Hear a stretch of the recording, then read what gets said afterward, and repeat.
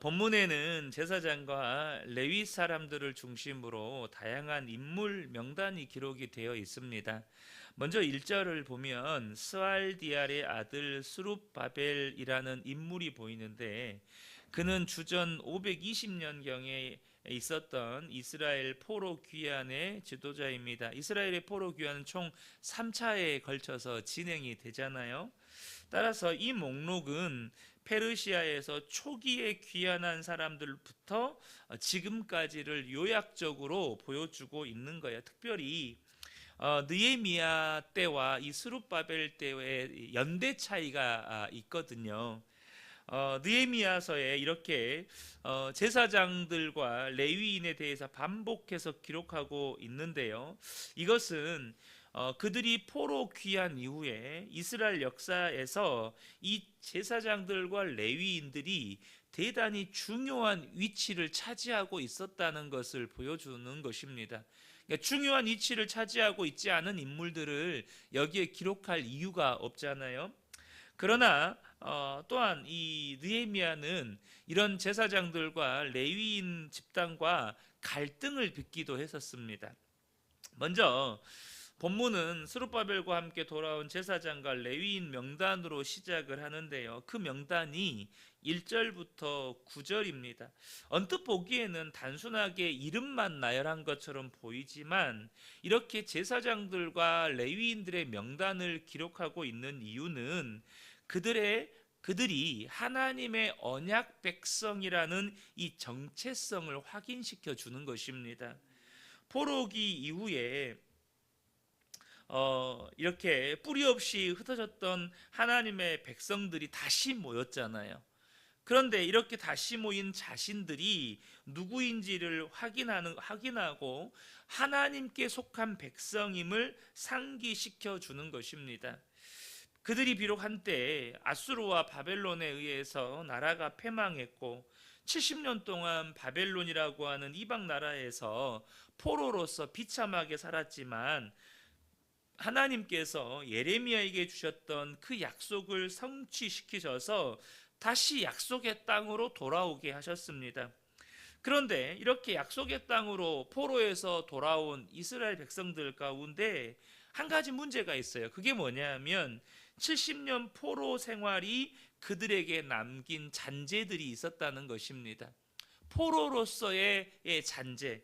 과거 그들의 조상이 400년 동안 애굽에서 종살이한 후에 이렇게 출애굽해서 하나님의 백성으로서 아브라함에게 주신 약속대로 출애굽을 했어요.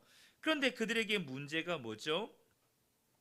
400년 동안 애굽에서 종살이했던 이 애굽에서 종노릇 하던 삶의 잔재가 그들에게 남아 있었다는 거예요.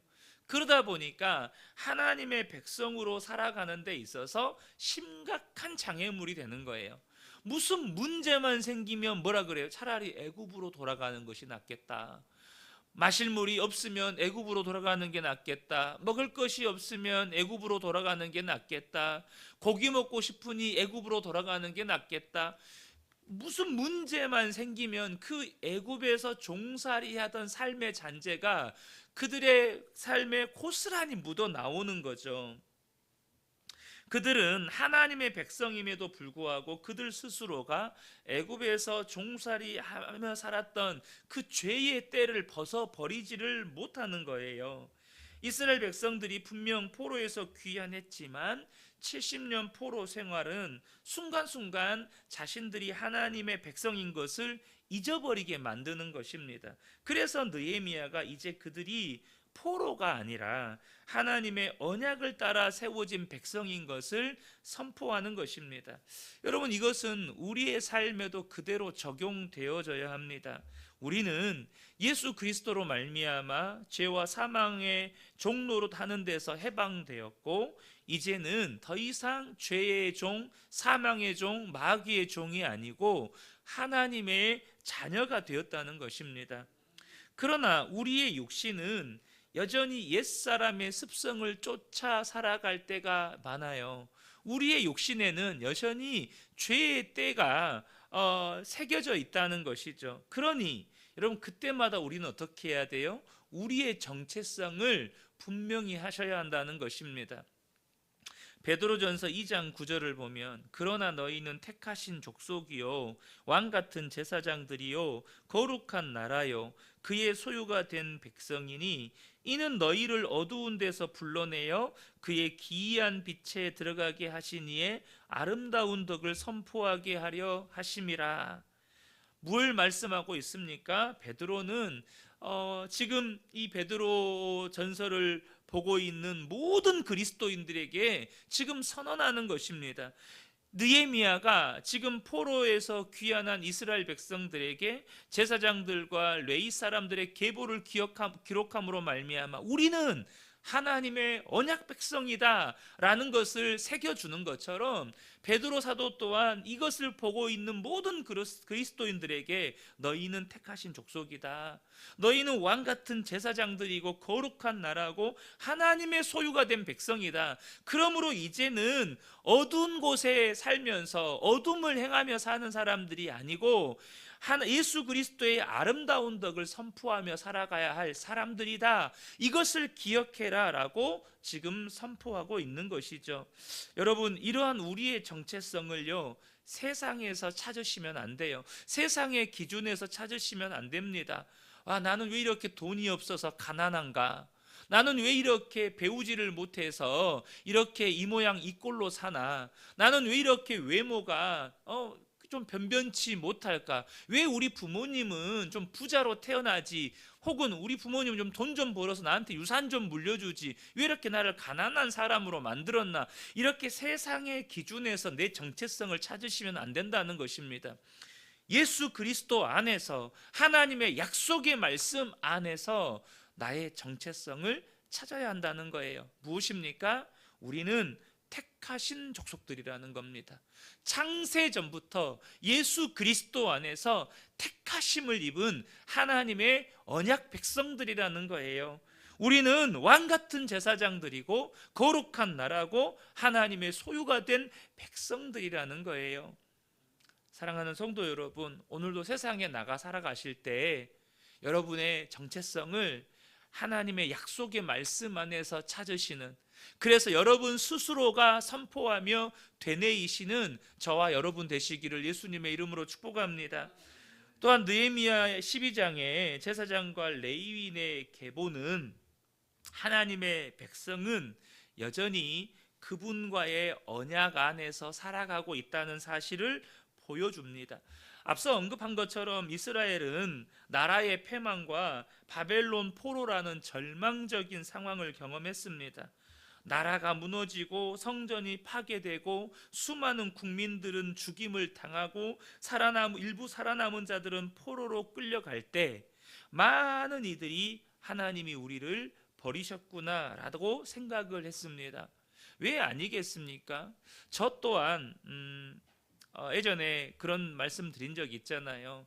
이게 동생 죽고 아버지 돌아가시고 저도 이제 사고로 무릎을 심하게 다쳐서 2년 동안 이렇게 수술과 재활을 반복할 때 그런 제 모습을 보면서 저 스스로가, 그러니까 하나님이 저는 그때 당시 버리셨다라고까지는 생각은 안 했는데 제 마음속에서 하나님이 나에게서 얼굴을 돌리셨구나 이런 생각을 한 거예요. 하나님이 나에게서 얼굴을 돌리셨구나.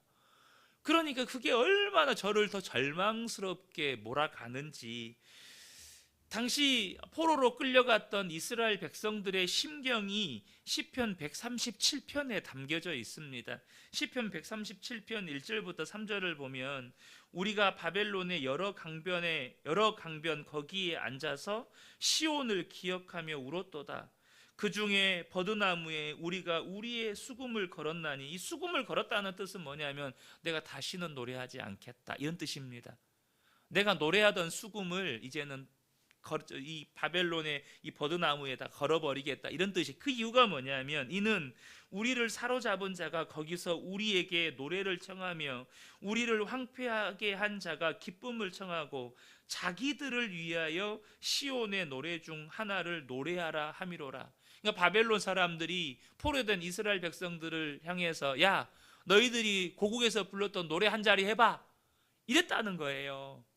포로로 끌려온 이것도, 나라가 패망하고 포로로 끌려온 것도 비참한데 그 고향에서 불렀던, 고국에서 불렀던 노래 한 자리 해보라고 하니 자기들이 울면서 수금을 이 바벨론 강변에 있는 버드나무에 걸어버렸다는 것이죠. 노래 안 부르겠다는 거예요. 그런데 그런 심경 가운데 있었어요. 그런데 이 느헤미야가 지금 제사장과 레위인의 계보를 통해서 그들은 여전히 하나님과의 언약 관계에 있다는, 우리는 하나님을 예배하는, 우리는 하나님을 예배하고 노래하는, 우리는 하나님 안에 있는 그런 백성들이다라는 것을 증언하고 있는 것입니다. 하나님은 그분과의 약속대로 여전히 자기 백성들을 붙들고 계시다는 거예요. 비록 과거 이스라엘 백성들이 하나님과의 언약을 무시하고 하나님 버리고 우상을 숭배함으로 하나님의 심판을 받아서 한때 흩어지게 되었지만, 포로가 되었지만, 하나님은 때가 되어서 말씀하신 대로 이스라엘을 회복시키시고 이 언약의 사역을 감당할, 하나님을 예배하며 그 어린 양의 피로 그들의 모든 죄를 사하여 주시고 하나님께 예배하는 이 놀라운 사역을 감당할 이 제사장들을 여전히 계속 세우셨다라는 것이죠. 특별히 이 제사장과 레위인의 계보를 기록하는 것은 회복된 이스라엘 공동체가 성전 중심의 공동체, 다시 말하면 교회 중심의 예배 공동체여야 한다는 것을 말해줍니다. 24절을 다시 한번 보겠습니다. 레위 족속의 지도자들은 하사랴와 세레비야와 감미엘의 아들 예수아라.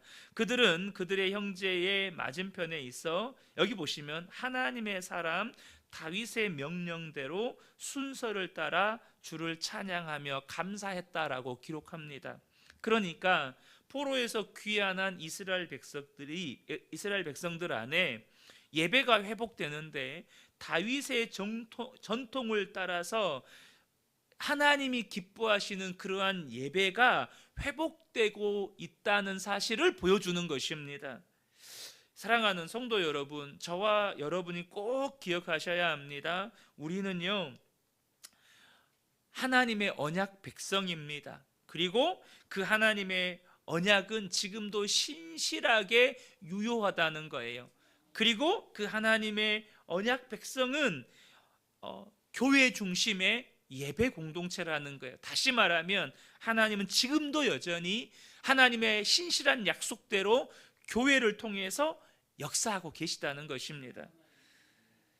우리는 70년이 지나도 잊지 않으시고 400년이 지나도 이스라엘 백성, 언약 백성을 잊지 않으시고 약속하신 대로 그들을 가나안 땅으로 인도하여 들이시고 약속하신 대로 이스라엘을 회복시키신 그 하나님의 신실하심을 기억하면서 우리를 부르신 각자의 자리에서 부르심을 따라 충성하며 살아가되, 여러분, 지금도 하나님은 이 교회, 예배 공동체인 이 교회를 통해서 역사하신다는 사실을 꼭 기억하셔야 합니다. 그러면 우리가 교회 중심의 예배 공동체로 살아가셔야 한다는 거예요.